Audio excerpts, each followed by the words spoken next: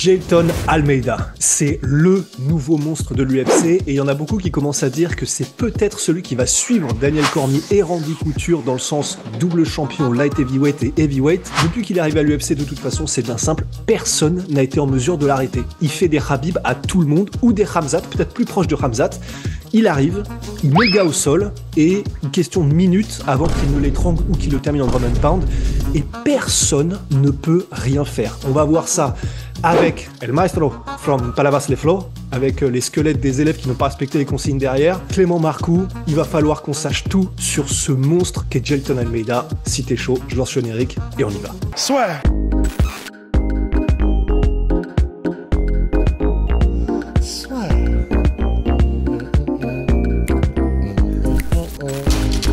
Paris sur le MMA avec Unibet. Quelle sera l'issue du combat? Une soumission? Un KO? Paris sur les meilleures cotes avec Unibet. Alors Clément, oui, il y a le combat de samedi là contre Rozenstruik. C'est quand même un style, normalement là, stylistiquement, tout est fait pour faire monter Jailton Almeida parce que voilà, c'est vraiment un style qui favorise Almeida. C'est pas sa spécialité, Rozenstruik, la lutte, le sol, etc. Mais comme le combat en lui-même nous intéresse pas forcément autant que l'énigme Almeida, et c'est vraiment parfait que tu puisses être là aujourd'hui parce que il y a vraiment deux questions que je veux te poser. La première, ça va être physiquement, comment est-ce que t'expliques un tel monstre? Parce que il est à 105 kilos, normalement c'est un light heavyweight, et il dispose facilement de mecs qui en font 120, donc Parker Porter le dernier, Shamil Abdouragimov, qui ont pourtant des bases en lutte. Donc ça, c'est la première question que je vais te poser directement. Et après, ce sera, comment est-ce que tu analyses son style, la lutte, pourquoi est-ce qu'il est aussi efficace? Mais alors, commençons par physiquement. C'est quoi ce monstre-là? C'est une force à la nature, hein. Et en plus, quand j'ai étudié son profil, du coup, avec Fred, hein, parce que Fred, il m'a beaucoup aidé pour étudier son profil, étant donné qu'il parle portugais. Et on a regardé pas mal un peu son historique. En fait, il faut savoir qu'il a commencé par la boxe quand il était tout petit. Et lui, il voulait, tu sais, être footballeur après par la suite. Malheureusement, je crois qu'il a eu un petit problème, il a pas pu le faire. Et il s'est mis très jeune au jiu-jitsu. Il s'est mis à l'âge de 11 ans. Et il est né dans un contexte très, très compliqué. Ils sont 11 frères et sœurs, je crois. Il est né dans la banlieue de Salvador Bahia. Son frère et s'est fait, je crois, kidnapper ou enlever dans une affaire de crime. Enfin, un truc de fou, quoi. Enfin, il a eu un parcours terrible, terrible, tu vois. Et donc, il s'est toujours entraîné énormément. Donc, en fait, non seulement il avait des qualités athlétiques qui étaient supérieures à la moyenne, ben, t'as qu'à voir le physique qu'il affiche, mais en plus de ça, il a grandi dans un contexte tellement défavorable pour la vie privée, mais favorable pour la performance, parce qu'en fait, c'était son seul échappatoire, tu vois, pour survivre, pour pouvoir derrière changer de vie, changer la vie des gens qu'il aime, etc. Donc, ça lui a donné une sorte de surmotivation à s'entraîner, à progresser. Et en plus de ça, ben, tu le vois, hein, c'est une force à la nature. Il est athlétiquement parlant, comme tu dis, je pense qu'il peut être double champ. Ça va être très compliqué. Il fait 1m93. Il a des bras à plus en finir. Donc, il a beaucoup de facilité à chercher le grip derrière ou à prendre le body lock. Mais moi, c'est sa puissance, en fait, qui me bluffe. C'est sa capacité à réitérer sa puissance. Parce que, tu sais, il fait quasiment toujours le même tips. Il rentre en double leg, après, il va chercher le body lock, et après, il prend le dos. Et il prend la menotte d'Agastanaise, etc. Il commence à travailler. Et en plus, il a vraiment... En fait, il a lié la lutte avec les formes de corps d'un mec qui fait du jiu-jitsu depuis petit. Et ça, tu le vois pas. En MMA, c'est très rare de le voir. Et il a commencé le MMA en 2012. Donc, ça fait déjà 11 ans qu'il combat en MMA. Et contrairement, comme je dis souvent, aux grappleurs qui deviennent des combattants de MMA, lui, c'est un combattant de MMA qui fait du grappling. C'est totalement différent. Donc, son grappling est déjà adapté au MMA. C'est pour ça d'ailleurs qu'il n'a pas performé plus que ça en jiu-jitsu en réalité. C'est parce que tout son jeu en fait tourne autour du MMA. Et sa façon de prendre le dos, sa façon de garder les positions, sa façon d'être offensif, tous ses contrôles et tout part de là. Et surtout, là, je te dis, il a le physique de son jeu, quoi. Mais et alors, est-ce que pour toi, justement, là, le fait qu'il soit que, entre guillemets, à 105 kilos, est-ce que ça peut poser problème à l'avenir dans le sens où, là, les gars qu'il a affrontés, moi, je pensais que peut-être contre Shamil Abdouragimov, ce serait un peu plus compliqué parce que non seulement il n'est pas mauvais en lutte, mais en plus, il fait 15 kilos de plus le jour du combat. Est-ce que pour toi, malgré ce déficit, le fait qu'il soit beaucoup plus léger que ses adversaires, et ce qui est fou quand on y pense, parce que ce qu'on répète à longueur de journée à qui veut bien l'entendre, c'est que c'est la raison pour laquelle les lutteurs cut à mort, c'est parce que ça leur donne un avantage d'être plus lourd que l'adversaire le jour du combat. Lui, il fait l'inverse de ça. Et bon, j'imagine, c'est parce qu'il a une telle avance en termes de compétences que du coup, ça comble un petit peu ce déficit de puissance. Mais pour toi, du coup, là, avant qu'on aborde la technique pure, en termes de physique, il peut aller au bout et devenir champion. C'est-à-dire que, bon, John Jones, il sera plus là, et là, ça aurait pu être un style extrêmement compliqué, mais pour toi, le reste de la catégorie, là, même physiquement, il a ce qu'il faut pour que ça passe, même jusqu'au Comme j'ai championnat. vu, oui, parce qu'il y a beaucoup de témoignages qui disent qu'il a une force incroyable. Et Hmm. je veux bien le croire, en fait. Tu sais, c'est un peu comme Jacare à l'époque, il battait des poids lourds, il arrachait des poids lourds. Il était réputé pour sa force, tu vois.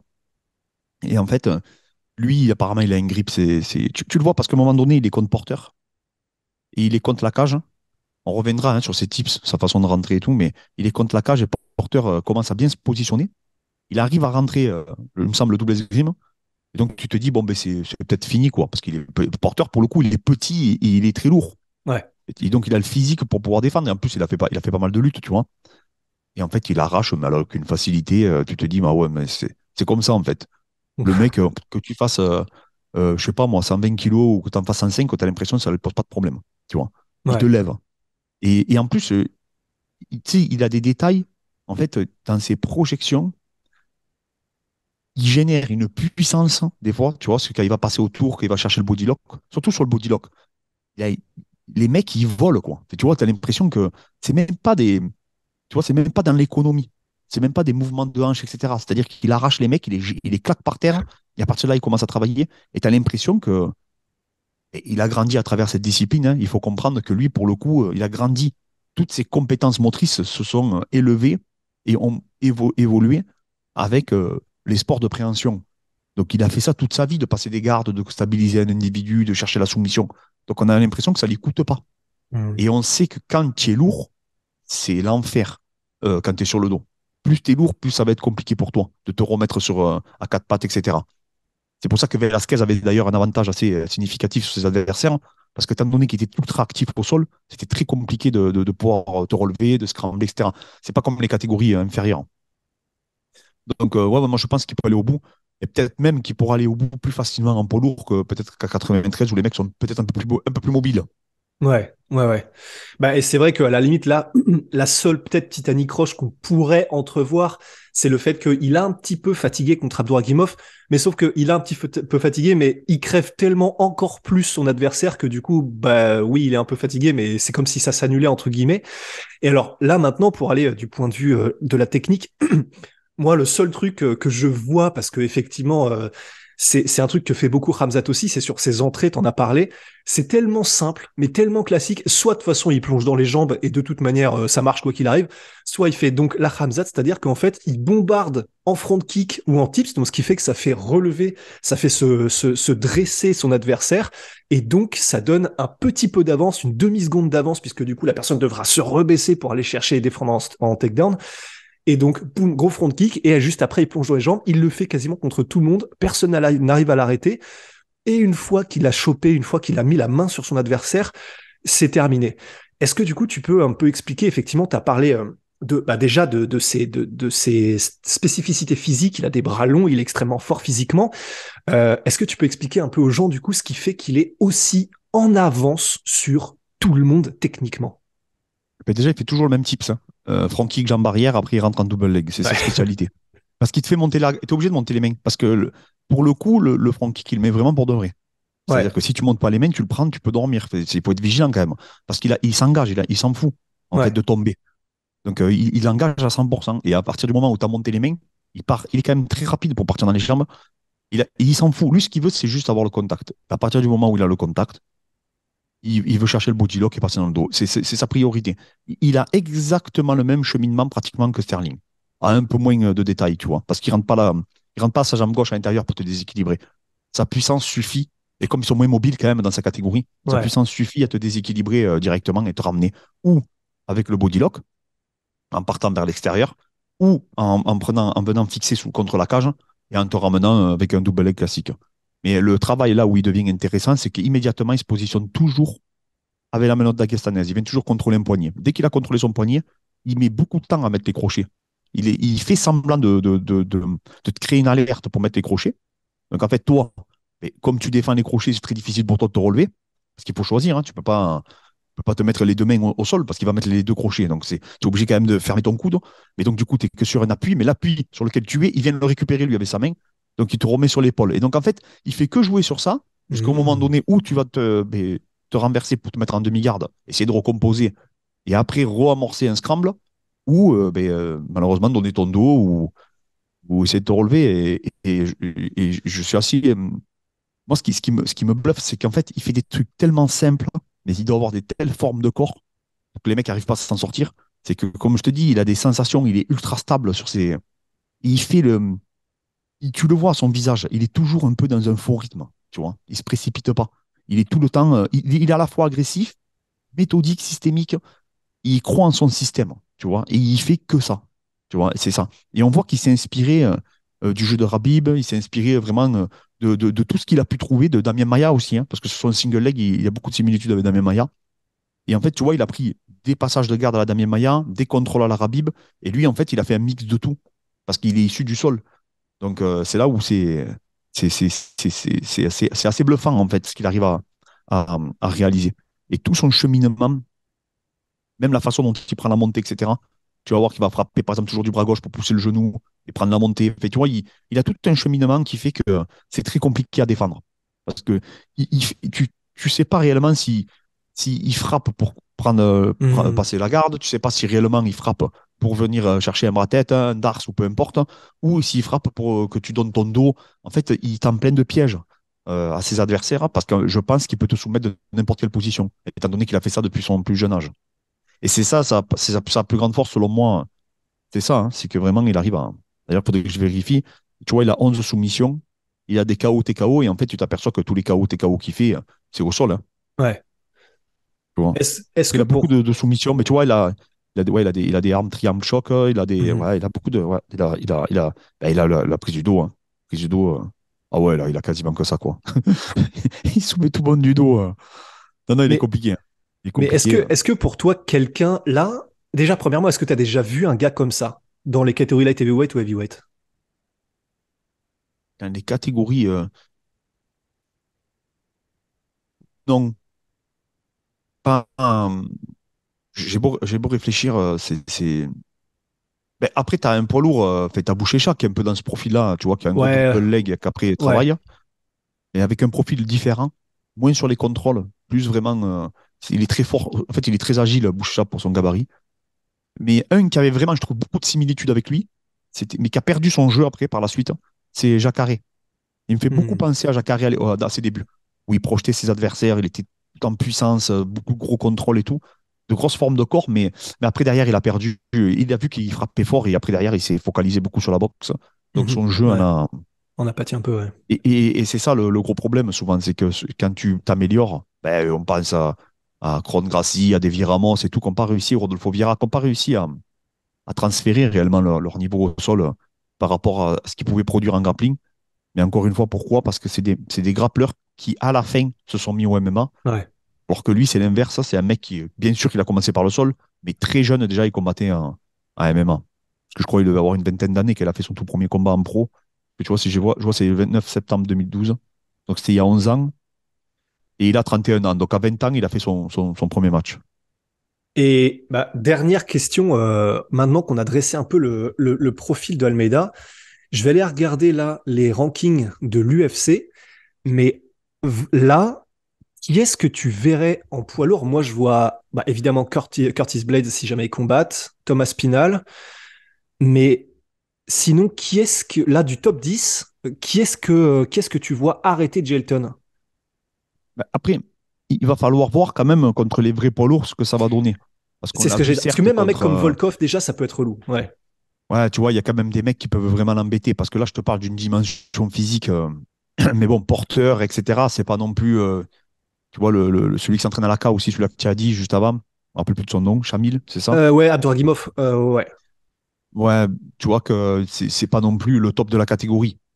Ouais. Mais moi, ce qui me bluffe, c'est qu'il arrive à. Ben, il peut combattre dans les deux, quoi.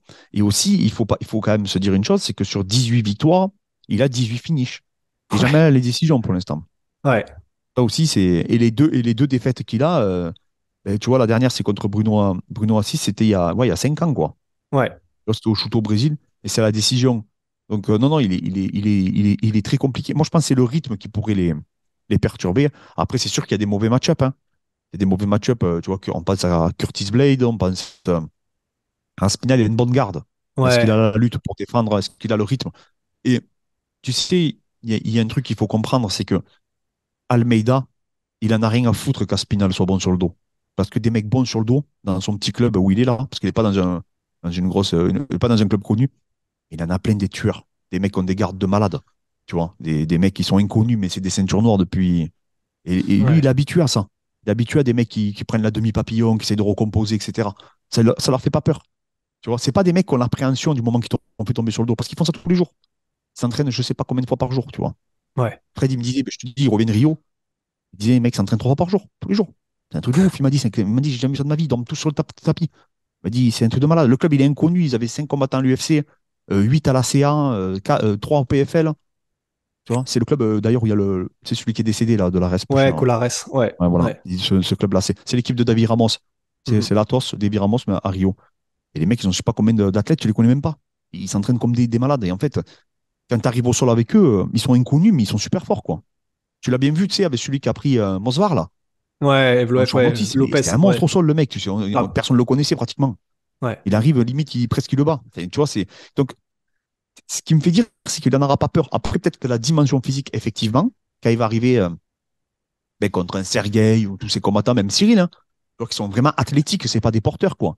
Ouais. Et tu vois, peut-être qu'effectivement, on va s'apercevoir qu'il va fatiguer un peu plus rapidement. Mais par contre, s'il arrive à les mettre sur le dos, hein, tous, hein, sans exception, hein, parce que ce soit Sergueï, on l'a vu contre Overeem, etc., s'il arrive à les faire Ouais. tomber sur le dos, que ce soit même Curtis Blade, je pense qu'ils peuvent passer une très mauvaise soirée, hein. Tous Ah, sans ce serait exception, hein. incroyable, ça. Ah, Mais s'il en tout arrive à les faire cas, tomber, à part Aspinal qui a vraiment, qui est très très fort sur le dos, parce qu'il y a des sparring de lui où tu vois qu'il est vraiment technique, hein. Mais après, le reste, je pense qu'avec les formes de corps qu'il a, le rythme qu'il a, il fait quand même 105 kilos, mais il a l'air d'être sacrément solide. Et je pense que tu peux passer un très mauvais moment si tu l'as sur toi. Parce que mais comme quoi. le moindre moment où tu vas vouloir scrambler, tu vas te mettre en difficulté. Et c'est là où c'est quand même très fort de la part de l'UFC, c'est que là, littéralement, du top 10, c'était vraiment le match-up le plus favorable pour Almeida qu'ils auraient pu trouver. Parce que 10, Tibura, je pense, était un match-up plus défavorable pour Jelton que Rozenstruik. Ensuite, donc Tibura, Rozenstruik, Sergei Spivak, Volkov, Taituvaza à la limite, Thomas Pinal, Curtis Blades, Miocic, Pavlovich, Gann, Jones. Ils sont forts quand même, hein. Là, ils sont en train d'essayer de voir s'ils peuvent le faire monter au maximum pour peut-être après le mettre contre un top Après, 5. attention, hein, il faut qu'il fasse attention parce que là, s'il le touche, il peut donc. Enfin, après, c'est ça le problème des poids lourds, hein, c'est que Ouais, ils ont tous un joker dans leur poche. Et ça, bah c'est ouais. compliqué, quoi, tu vois. Et c'est ce qu'on Parce que avait tu vu vois, contre. tu vas ça, je trouve qu'il défend bien quand même. Tu vois, les double legs et tout, c'est un mec qui est pas évident. Et tu vois que c'est pas un spécialiste du sol, mais tu vois que les mecs, ils sont quand même ancrés. Solide. Ouais, Tu ouais. vois, même euh, son futur adversaire, il est quand même dur, tu vois. Donc, à mon avis, faut pas qu'il le sous-estime. Enfin, je sais qu'il le sous-estimera pas, mais il faut faire attention parce que des fois, tu te rends pas forcément compte en vidéo, mais quand après, tu as les mecs dans tes bras, et c'est là où tu te dis que la dimension physique, elle est très importante. Et la réponse, je pense qu'on on l'aura peut-être pas dans ce match. Ouais, Mais après, c'est vrai que quand il va arriver contre des mecs comme Aspinal et tout, Curtis Blade, c'est quand même énorme physiquement. Il y a quand même une véritable ouais. différence de poids. Il y aura peut-être 12 ou 13 kilos. Et à ce niveau-là, ça peut faire une différence significative. Maintenant, voilà, lui, la chance qu'il a, c'est ce rythme, c'est cette vitesse, c'est cette technique que tu retrouves pas forcément chez les poids lourds. Mis à part, encore une fois, je le répète, mais Aspinal, je trouve que c'est celui qui, pour moi, a vraiment un style très aérien, très rapide, tu vois, des grosses formes de corps également Mhm. et qui peut être un véritable problème aussi pour la catégorie. Et comme je te dis, contextuellement, son parcours de vie fait que tu vois qu'il est Ouais, déterminé, quoi. Il veut vraiment, il veut t'amener, il veut que tu y restes. Un peu comme Rabib à l'époque, hein. ouais. Mhm. Eh ben, voilà, je crois qu'on a fait un petit peu le tour du propriétaire sur Jelton Almeida. Donc, énorme prospect à suivre parce que ce soit en light heavyweight ou heavyweight, il va faire très très mal. Maintenant, on attend effectivement peut-être pas ce test-là, même s'il est dangereux, Rozenstruik, on le sait évidemment avec ses mains, mais peut-être plus celui d'après. Mais voilà, en tout cas, on a envie de le voir contre un top 10 qui va pouvoir lui poser problème parce que là, pour l'instant, il ramzade tout le monde. En tout cas, voilà, c'était Clément Marcoux pour l'analyse de Jailton Almeida. Bon bah Clément, merci beaucoup encore une fois, masterclass. Et puis bah à très bientôt. Hein. Merci à vous les amis.